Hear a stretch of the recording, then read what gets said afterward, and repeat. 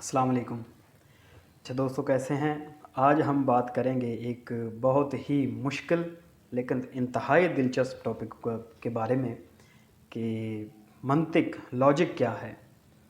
यानी जो बात हम कर रहे हैं वो बात आया कि हम ठीक कर रहे हैं, सही कर रहे हैं या गलत कर रहे हैं।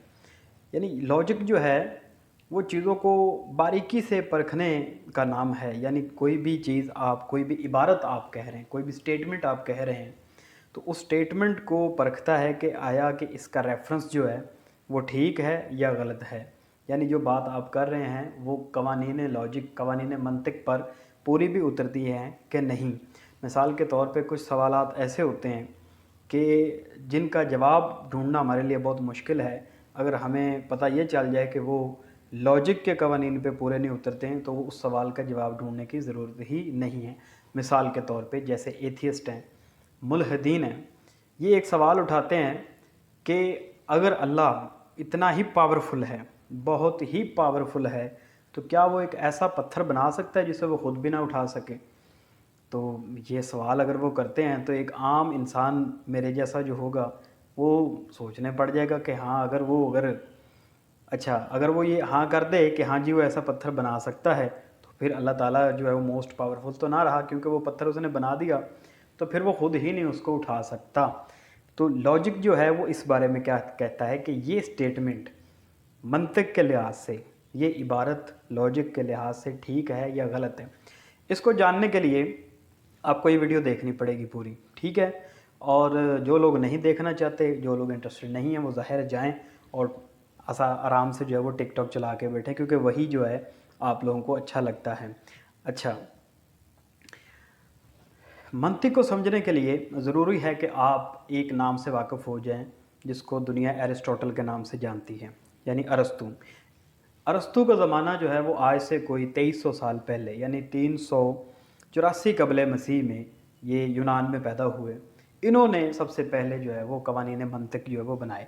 3 तरह के कानून जो है वो इन्होंने दिए, यानी जिनको कहा जाता है कि law of identity, law of non contradiction and law of excluded middle. यानी ये 3 तरह के कानून हैं। इसमें से जो पहला कानून है लॉ ऑफ आइडेंटिटी, ये कानून हमें ये बताता है कि कोई भी स्टेटमेंट, कोई भी इबारत अगर हम कहते ही सच हैं, कोई बात अगर हम करते ही सच हैं, तो हमारी वो स्टेटमेंट जो है वो सच बन जाती है, वो स्टेटमेंट हमारी ठीक होती है। मिसाल के तौर पे अगर मैं कहूँ कि इंसान की 2 आँखें हैं, इंसान की 2 आँखें होती हैं, तो ये बात ही सच है, तो इस लिहाज से मेरी ये स्टेटमेंट जो है ये भी सच हो जाएगी। इसी तरह लॉ ऑफ नॉन कॉन्ट्रडिक्शन जो है वो मैं ये बताता है कि कोई स्टेटमेंट एक ही वक्त में सही या गलत नहीं हो सकती। मिसाल के तौर पे मैं कहूँ कि लाहौर में बारिश हो रही है, और एक बंदा जो मुझे कहता है कि जी यहाँ बारिश नहीं हो रही, और वो कराची में हो, तो ये अब इसमें से नतीजा अख्ज़ करना पड़ेगा कि ये स्टेटमेंट एक ही वक्त में सही या गलत नहीं है। यानी लाहौर में बारिश हो रही है, कराची में नहीं हो रही। इसी तरह तीसरे लॉ में जो लॉ ऑफ एक्सक्लूडेड मिडल है, यानी दरमियान को निकाल के, अरस्तु कहते हैं कि हर स्टेटमेंट या तो ठीक है या गलत है, यानी कोई इसके दरमियान मिडल नहीं है। या तो स्टेटमेंट जो है वो ठीक है या गलत है। हर स्टेटमेंट, यहाँ लफ्ज़ उन्होंने इस्तेमाल किया, हर इबारत या तो सही है या गलत है। अब देखें कि लोग जो हैं वो कितनी बारीकी से चीज़ों को देखते हैं। अब ये कानून जो है वो 2000 साल तक ऑलमोस्ट, यानी बड़े मुहकम रहे, कायम रहे, यहाँ तक कि शोपेनहावर ने जो है वो आगे एक चौथा कानून ऐड किया, यानी लॉ ऑफ सफिशेंट रीज़न। यानी ए इम्प्लाइज टू बी, यानी एक चीज़ अगर मस्ट है तो दूसरी होने का इम्कान है। मिसाल के तौर पे अगर मैं ये कहूँ कि बारिश हुई है इसलिए सड़कें गीली हैं, तो ये इम्कान 100% है। ये लाजमन है कि अगर बारिश हुई है तो सड़कें गीली होंगी। और अगर मैं ये कहूँ कि सड़कें गीली हैं कि इसलिए कि बारिश हुई है, तो इसका इम्कान 100% नहीं है। सड़कें जो हैं वो किसी और वजह से भी गीली हो सकती हैं। इन कवानीन को देखते हुए अगर हम इबारतों को और इन क्वेश्चंस को, जो पहले सवाल मैंने एथियस्ट का उठाया, उसको देखें تو آپ کو ایک واضح فرق نظر آئے گا. جیسے قرآن میں اگر آپ اس کو دیکھیں تو اب ہمیشہ قرآن میں اس طرح سے عبارت آئے گی کہ رحمان کے بندے وہ ہیں کہ جو اپنی نمازوں میں خشیت پیدا کرتے ہیں. یعنی عبارت اس طرح سے نہیں آئے گی کہ جو اپنی نمازوں میں خشیت پیدا کرتے ہیں وہ رحمان کے بندے، یا عبارت اس طرح سے آئے گی کہ اللہ کے بندے وہ ہیں جو زمین پر عاجزی سے چلتے ہیں.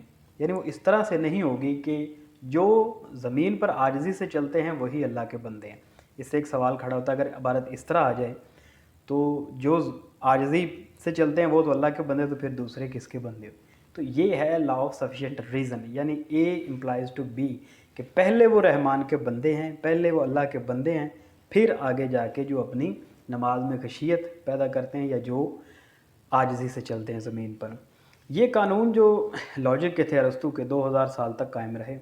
پھر پولینڈ کے ایک مفکر نے، ایک فلاسفر نے اس میں سے ایک جو ہے وہ غلطی نکال دی.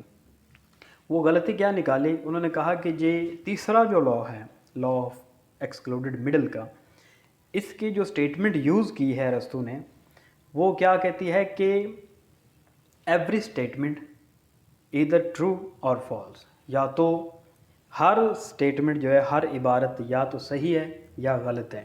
تو پروفیسر کہتے ہیں کہ یہاں لفظ استعمال ہوا ہے ہر، اور ہر کا مطلب ہے کہ یہ عبارت بھی انکلوڈ ہے اسی میں. یعنی جب ہم کہیں گے کہ ہر عبارت، ہر اسٹیٹمنٹ، تو یہ عبارت بھی اسی میں شامل ہوتی ہے. تو پھر مطلب یہ ہوا کہ یہ اسٹیٹمنٹ بھی یا تو صحیح ہے یا غلط ہے.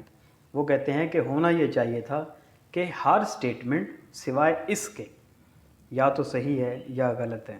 یعنی آپ لوگوں کا اسٹڈیز کا جو ہے وہ لیول چیک کریں کہ کتنی باتوں کو جو ہے وہ باریکی سے جا کے وہ دیکھتے ہیں، وہ اسٹڈی کرتے ہیں. آتے ہیں اپنے پہلے سوال کی طرف کہ اللہ اگر دی گریٹ ہے، موسٹ پاورفل ہے، تو کیا وہ ایک ایسا پتھر بنا سکتا ہے جسے وہ خود بھی نہ اٹھا سکے؟ تو یہ ایک لاجیکل فیلسی ہے. یعنی یہ عبارت جو ہے، یہ عبارت ہی غلط ہے، یہ اسٹیٹمنٹ ہی غلط ہے. یعنی پہلے تو آپ ایک بندے ایک ہستی کا اقرار کر رہے ہیں کہ وہ بہت پاورفل ہے، یعنی موسٹ دی گریٹ پاورفل، تو پھر وہ کیسے، ہاؤ کوڈ وہ ایک پتھر بنا سکتا ہے جو وہ خود بھی نہیں اٹھا سکتا؟ تو ایک لاجیکل فیلسی ہے. بہت مشکل ویڈیو ہے، اس کانسیپٹ کو سمجھنا بھی اتنا آسان نہیں ہے، لیکن امید کرتا ہوں کہ کوئی تھوڑا بہت آپ کو جو ہے وہ سمجھ میں آئی ہوگی.